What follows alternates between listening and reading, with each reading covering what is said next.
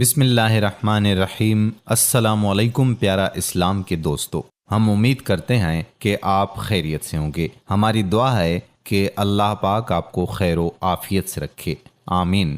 دوستو، سانپ اور مور کو جنت سے کیوں نکالا گیا، آج کی اس ویڈیو میں اس حوالے سے بات کریں گے۔ حضرت آدم علیہ السلام اور اماں حوا علیہ السلام اپنی تخلیق اور پیدائش کے بعد جنت میں خوش و خرم زندگی بسر کر رہے تھے۔ شیطان جنت اور عالم بالا سے نکالا جا چکا تھا، اس لیے شیطان کے دل میں حضرت آدم علیہ السلام کی دشمنی جاگزیں ہوئی اور آتش انتقام دل میں بھڑک اٹھی۔ مزید بات کرنے سے پہلے پیارا اسلام کو لائک کریں، چینل کو سبسکرائب کریں اور ہماری خصوصی دعا میں شامل ہونے کے لیے کمنٹ باکس میں اپنا نام ضرور تحریر کریں اور اس ویڈیو کو شیئر کر دیں۔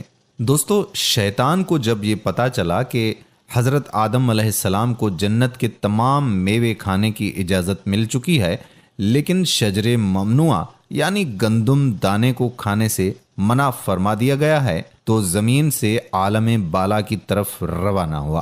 جنت میں شیطان کا داخلہ ممنوع تھا، لیکن 3 اسم اعظم یاد تھے جن کا ورد کرنے کی وجہ سے اس کو یہ طاقت حاصل ہو گئی تھی کہ وہ آسمان اول سے 7ویں آسمان تک پہنچ سکے۔ وہ جنت کے دروازوں پر بنے ہوئے یاقوت سرخ کے 2 چبوتروں میں سے ایک پر بیٹھ گیا اور 300 سال تک انتظار کرتا رہا کہ کوئی جنت سے باہر آئے اور اس سے اپنے مطلب کی بات کرے۔ اچانک مور جنت سے باہر آ گیا۔ اس کو دیکھتے ہی شیطان خوش ہوا اور اسے کہنے لگا کہ اے خوشنما پرند، تم کون ہو؟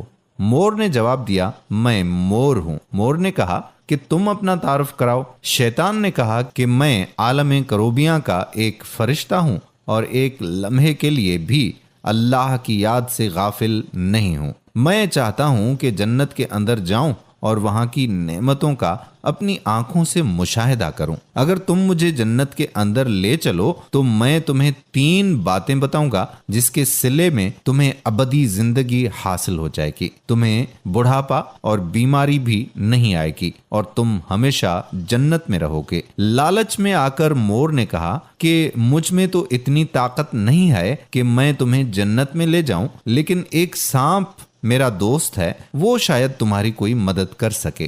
یہ کہہ کر مور سانپ کے پاس آیا اور سارا ماجرا سنایا۔ سانپ بھی شیطان کی گفتگو سے بہت خوش ہوا اور اسے اپنے منہ میں چھپا کر جنت میں داخل ہونے میں کامیاب ہو گیا اور شجر ممنوعہ کے پاس پہنچا دیا۔ دوسری جانب جنت کے نگہبانوں کو فوراً یہ اطلاع مل گئی کہ شیطان جنت میں داخل ہو چکا ہے۔ جب نگہبان شیطان کو جنت سے نکالنے لگے تو حکم ربی ہوا کہ اسے ابھی جنت میں ہی رہنے دیں۔ شاید یہ بھی حضرت آدم علیہ السلام کا امتحان تھا یا حکمت خداوندی تھی۔ جنت میں عارضی قیام کا جب حکم نامہ مل گیا تو شیطان حضرت آدم علیہ السلام اور حضرت اماں حوا علیہ السلام کے پاس جا کر عقیدت و محبت کا اظہار کرنے لگا۔ یہ دونوں اس لعین کو پہچان نہ سکے کیونکہ ماضی کے مقابلے میں اس کی شکل تبدیل ہو چکی تھی۔ اس نے حضرت آدم علیہ السلام سے کہا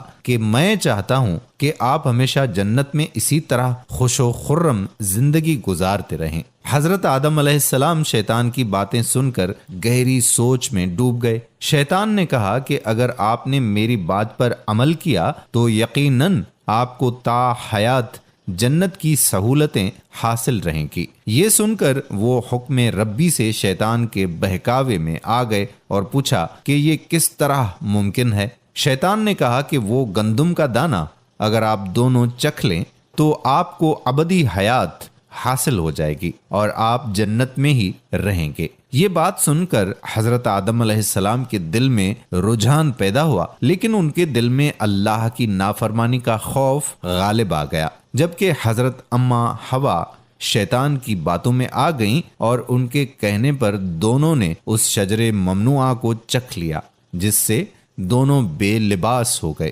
دوستو، کہانی تو بہت طویل ہے، لیکن مختصر بات یہ ہے کہ اللہ کے حکم پر فرشتوں نے حضرت آدم علیہ السلام کو کوہ سراندیپ یعنی سری لنکا کے قریب اور حضرت اما حوا علیہ السلام کو جدہ کی سرزمین پر جا اتارا۔ شیطان کو جنت سے حضرت آدم علیہ السلام کو سجدہ نہ کرنے پر نکالا گیا تھا۔ جنت میں ہر آسائش موجود تھی، پر حضرت آدم علیہ السلام خوش تھے مگر تنہا رہتے تھے۔ پھر اللہ تعالیٰ نے ان کی تنہائی کو ختم کرنے کے لیے ان کی پسلیوں سے بی بی حوا کو پیدا فرمایا۔ دونوں ایک ساتھ رہنے لگے۔ اللہ تعالیٰ نے انہیں ایک خاص پھل کے قریب جانے سے منع کیا اور کہا کہ اگر تم نے اسے کھایا تو ظالموں میں شمار ہو جاؤ گے۔ اسی جنت میں مور اور سانپ بھی رہتے تھے، وہ جنت سے باہر بھی آیا جایا کرتے تھے۔ ایک دن شیطان نے انہیں روکا اور کہا کہ مجھے بھی جنت لے جاؤ۔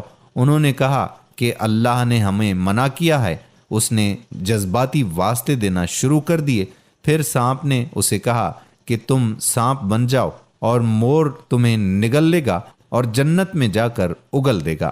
سانپ جب جنت میں تھا تو اس کے منہ سے بہت خوبصورت خوشبو آتی تھی اور اس کے پاؤں بھی ہوتے تھے، اور مور جیسے اب ہے اس سے بھی خوبصورت تھا۔ اس کے پاؤں نہایت ہی دلکش تھے۔ پس مور نے جنت جا کے سانپ کو اگل دیا۔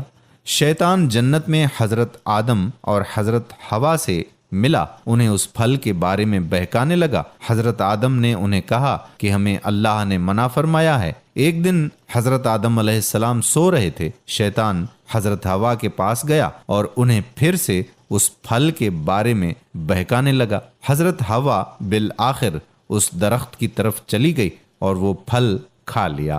جب حضرت آدم علیہ السلام اٹھے تو اصرار کر کے انہیں بھی کھلایا۔ ان کے جسم سے جنت کا لباس غائب ہو گیا۔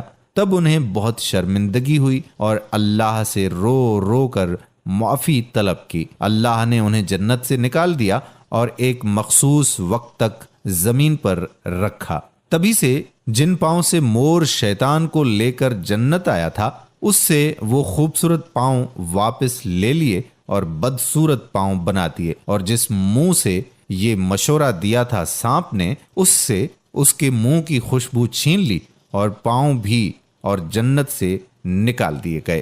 تو دوستو، یہ کہانی تھی۔